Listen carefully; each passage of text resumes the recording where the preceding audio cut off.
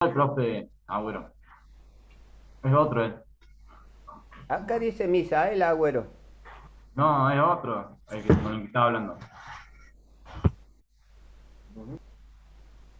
Acá yo tengo recuadrado que habla Misael Agüero. Claro. Pero por el chat está hablando, el otro chico. Sí, sí, sí. Hay Pero dos yo le Agüero, estoy... profe. Hay No, dos. no, pero de acuerdo. El Agüero, ¿quién es el otro? Porque yo estoy hablando con Misael Agüero y el otro no ha puesto Agüero, pero no dice su nombre.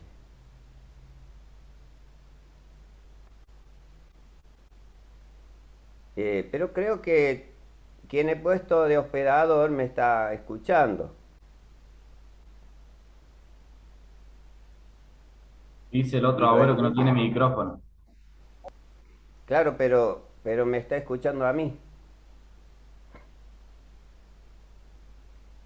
Eh, y la idea era que Agüero 2 le pase de hospedador a Sí, Enzo ya Pasquali. está, profe. Ya está, profe. Ya estoy grabando yo. Ah, perfecto. Perfecto, perfecto. Perfecto. Bueno, estaba haciendo el cambio, estaba como un director técnico. Perfecto. Bueno, me alegro de verlos en directo. Bueno, entonces vamos a continuar entonces con el desarrollo del programa, que a lo mejor ustedes estuvieron ya hojeando las fotocopias.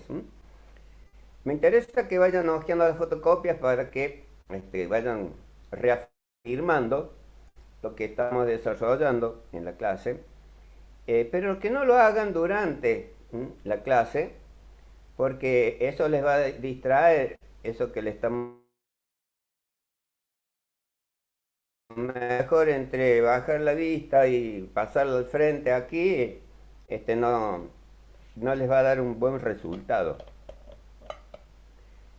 Este,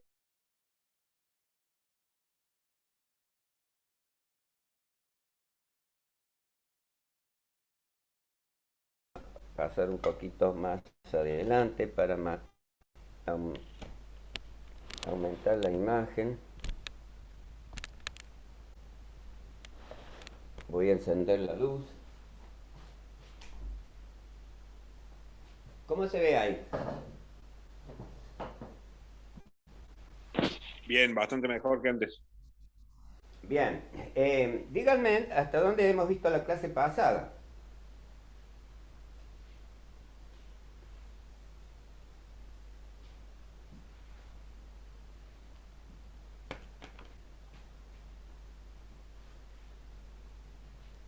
Hasta la clasificación de los materiales de uso de la ingeniería.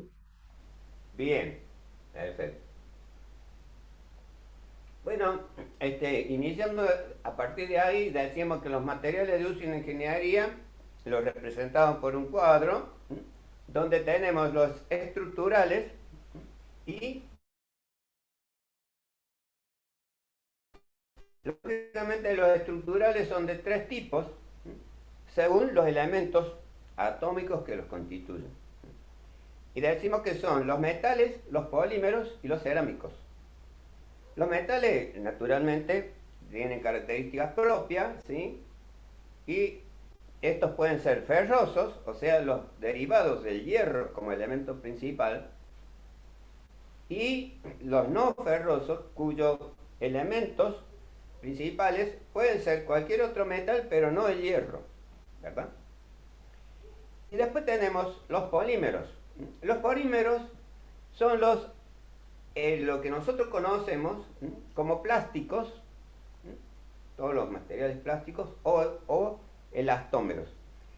Estos están formados por elementos orgánicos. El elemento orgánico común, digamos, ¿cierto? Es el carbono. El carbono. Y el carbono está compuesto, ¿no es cierto? Como elemento en todos los sistemas vivos, digamos así. Es decir, que tienen, ¿no es cierto?, una generación después de un crecimiento, ¿no es cierto?, dan fruto, por ejemplo, ¿no es cierto?, y así tienen un ciclo que se va, digamos, desarrollando. Por ejemplo, nosotros, o cualquier animal, ser animal, ¿no es cierto?, de ahí la palabra, ¿no es cierto?, está generado por sistemas vivos, ¿no es cierto?, o sea, que tienen vida, tienen un ánimo, ¿no?, animal. Entonces, lo constituyen todas esas moléculas. Acá ya dejamos un poquito de lado el elemento atómico, porque la molécula está formada por una unidad, ¿no es cierto?, de átomos. Una molécula es un sistema, así como en el caso de los cristales, siempre vean ustedes la diferencia, ¿no es cierto?, del ejemplo. Los cristales están compuestos por átomos, pero a su vez es una unidad geométrica, ¿cierto? El caso de las moléculas no tiene unidad geométrica, sino todo lo contrario, tiene una forma determinada, porque después cuando lleguemos ahí, ustedes van a ver esta forma, ¿cierto? No son geométricos, o sea, cualquier cosa menos geometría tiene una molécula, ¿no es cierto? Pero está compuesta por átomos también, y esas formas, ¿no es cierto?, es lo que lo va a identificar como las sustancias orgánicas que se van a incorporar al sistema. Y después tenemos los cerámicos. Los cerámicos en principio no es ni uno ni otro, ¿no es cierto? Ni es metal ni es orgánico. Pero sí, ¿no es cierto?, es una relación, un compuesto, ¿no es cierto?, por elementos inorgánicos. Inorgánicos. O sea que va a tomar una forma, ¿no es cierto?, distinta del cristal y distinta del orgánico, pero en cierta manera va a estar, ¿no es cierto?, digamos, o puede haber, ¿no es cierto?, distintos parámetros en el conjunto, ¿no es cierto?, que lo hacen en particular una clasificación estructural más. Entonces, metal, polímeros y cerámicos. Lógicamente, estos materiales, como les digo, tienen características propias. Por ejemplo, los metales, ¿qué tipo de enlace tienen? Metálico. El enlace metálico. Es decir, que el enlace, ¿no es cierto?, es aquel electrón de valencia que decíamos, ¿no es cierto?, que se encuentra en toda la geometría del cristal. Y andan, digamos, vagando ahí. Se le denomina electrones libres, les decía, porque justamente tienen la posibilidad de orientarse según la energía que los afecte, ¿no es cierto?, al plano de la geometría. Los orgánicos, ¿no es cierto?, se modifica eso, ¿no es cierto?, y tienen un enlace distinto. ¿Cuál será el enlace de los orgánicos?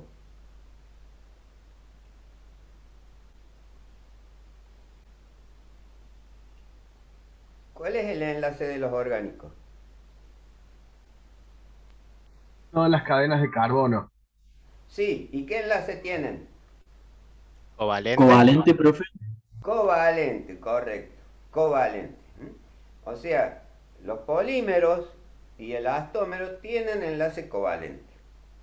Justamente por eso hacen moléculas, ¿no? Porque se encadenan, porque a medida que van realizando esos enlaces, ¿no es cierto?, cambian de dirección las uniones y salen de la geometría que estamos mencionando.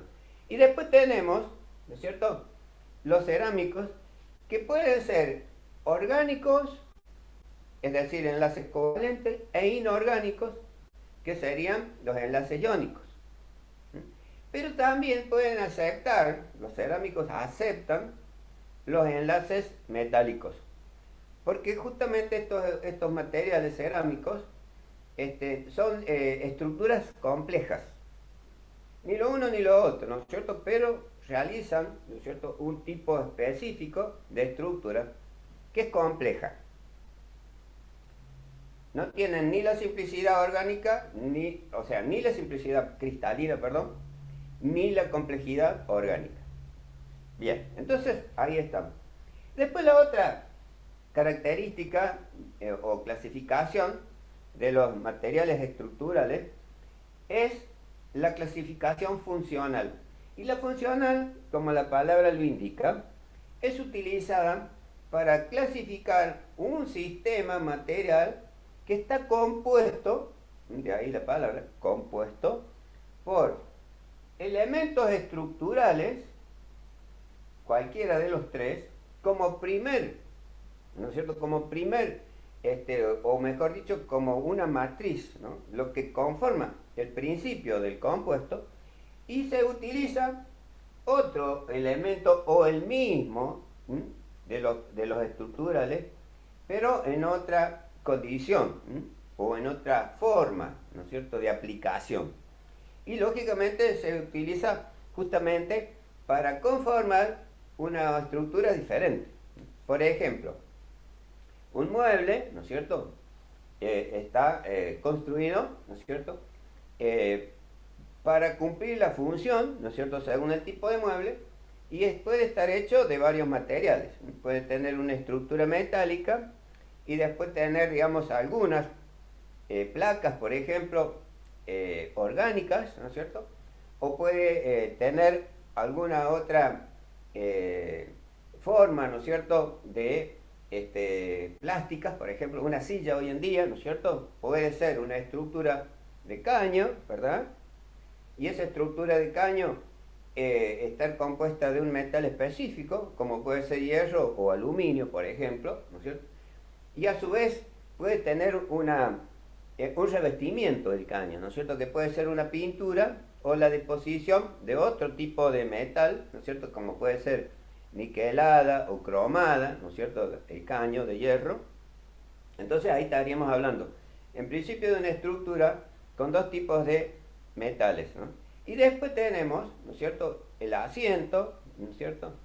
¿De qué estoy hablando? De un mueble, ¿no es cierto? Perdón. Se me fue el hilo del compuesto que estaba mencionando. Pero estoy llevándolo a una silla, ¿no es cierto?, al mueble silla, de caño, ¿no es cierto? Y después tenemos el respaldo y el asiento de otro tipo de material, como puede ser la madera o una placa, ¿no?, una placa sintética compuesta por una serie de láminas, ¿no es cierto? Incluso la lámina de cartón también se puede utilizar, ¿no es cierto?, para el asiento y el respaldo. Que estas láminas superpuestas con un adhesivo entre medio va a constituir la placa que hace al asiento y al respaldo. Entonces esa placa es un compuesto en sí misma. Bueno, a su vez puede ser fijada, ¿no es cierto?, a la estructura por un broche o por un remache o por una grampa, ¿no?, etcétera, un tornillo, ¿no es cierto? O sea, ese mueble está compuesta por varios tipos de materiales que se usan en estructura. Bien, y así sucesivamente, ¿no es cierto? Si yo hablo de un auto, está compuesto por un sinfín, ¿no es cierto?, de elementos estructurales, metales, polímeros, cerámicos, ¿no?, que hacen, digamos, a ese vehículo compuesto por metales, polímeros, cerámicos. Y después tenemos los de uso electrónico, que se llaman semiconductores.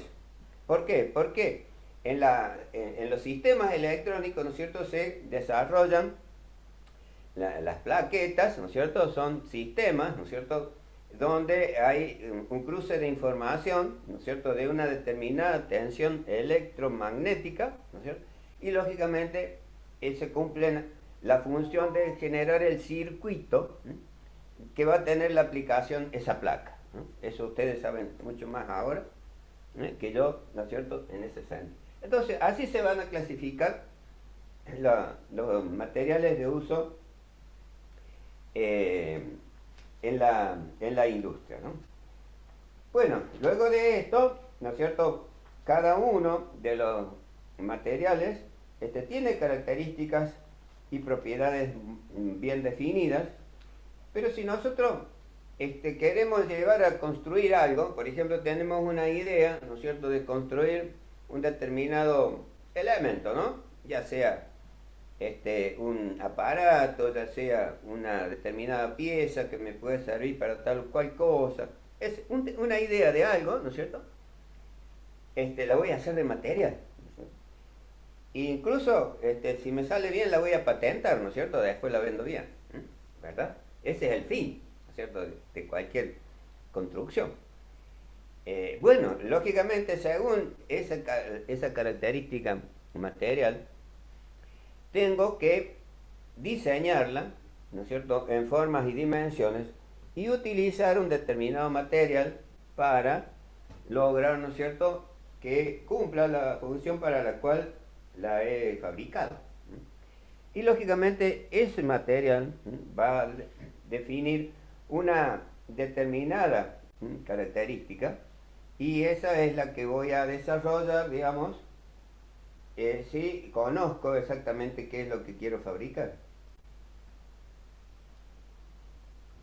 Entonces, de los materiales que nosotros estamos utilizando, vamos a estudiar todas esas características. Y esas son propiedades de cada material, de cada metal, de cada polímero, de cada cerámico, y para hacer el compuesto, como digo. Y tendré que, digamos, valorar, por ejemplo, cuál es la densidad que posee ese material. Si es liviano, si es pesado, ¿no es cierto? Si es duro o blando, o si la dureza que tiene es suficiente para lo que yo necesito, o tengo que darle mayor capacidad de resistencia. Entonces tendré que seleccionar si es metal, o si es polímero, o si tiene que tener características de cerámico, ¿verdad? Entonces, por otro lado, tengo que saber si va a tener que resistir temperatura, a lo mejor muy alta, lo haría de metal. Y va a depender de qué metal, ¿no es cierto? Y para eso del metal tengo que conocer la temperatura que resiste ese material. En principio sería la temperatura de fusión del material, porque llegada a un extremo, ¿no es cierto?, ese material va a perder la forma, por efecto de la temperatura. Incluso se me puede fundir. Por ejemplo, si yo tengo que hacer una herramienta para trabajar en un horno, ¿no es cierto?, que trabaja a elevada temperatura, si no tiene buena resistencia, no me va a ser útil. Por supuesto, lo tengo que hacer que se aplique a esas condiciones, ¿no es cierto? Por otro lado, tiene que tener una determinada resistencia según el esfuerzo que yo le aplique. Resistencia. La resistencia a su vez puede estar orientada, puede ser a tracción, a compresión, a torsión, a flexión, ¿no es cierto? Y eso tengo que saber cómo determinarlo para darle la aplicación. Y entonces eso es lo que también vamos a estudiar, cómo viene la mano. Tengo que conocer lo que se denomina el módulo elástico, elástico del material. O sea, yo estoy fabricando una espiral de acero, digamos, para un, digamos, sistema de suspensión, por ejemplo, de un vehículo. Ese acero va a trabajar, ¿no es cierto?, según, ¿no es cierto?, la carga que tenga. Y lógicamente ese material tiene que ser elástico para que soporte la carga, se deforme y después vuelva a recuperar la forma, ¿sí? Entonces tengo que conocer cuál es el llamado módulo elástico de ese material, para ver si va a trabajar dentro del campo que necesito. Después tengo que saber, como decía, de la temperatura, a qué temperatura lo voy a presentar. Si va a trabajar temperatura baja, temperatura ambiente, ¿no es cierto?, puedo hacerlo plástico, siempre y cuando las fuerzas, ¿no es cierto?, que vaya a aplicar no sean suficientemente elevadas. Y en algunos casos hay plásticos que soportan, ¿no?, compresión. Pero también tengo que ver que el material que voy a utilizar tenga una determinada resistencia frente a reacciones químicas, por ejemplo. Es decir, que sea resistente a la corrosión, por ejemplo, o que sea resistente a la oxidación, o que, digamos, sea, digamos, un medio, ¿no es cierto?, donde, por ejemplo, esté sujeto a tensión eléctrica, ¿no es cierto? Entonces, tengo que utilizar, por ejemplo, para ese característica, para esa propiedad, un material aislante, por ejemplo. Está por cortar, profe. Ah, bien, perfecto. O sea, me están entendiendo, ¿no es cierto? Todo lo que debo conocer de los materiales para utilizarlo el más adecuado. Si tengo que utilizar, por ejemplo, el concepto de conductividad, ¿no es cierto? Tengo que usar el mejor que se adapte a lo mismo, ¿no? Eléctrica, digamos.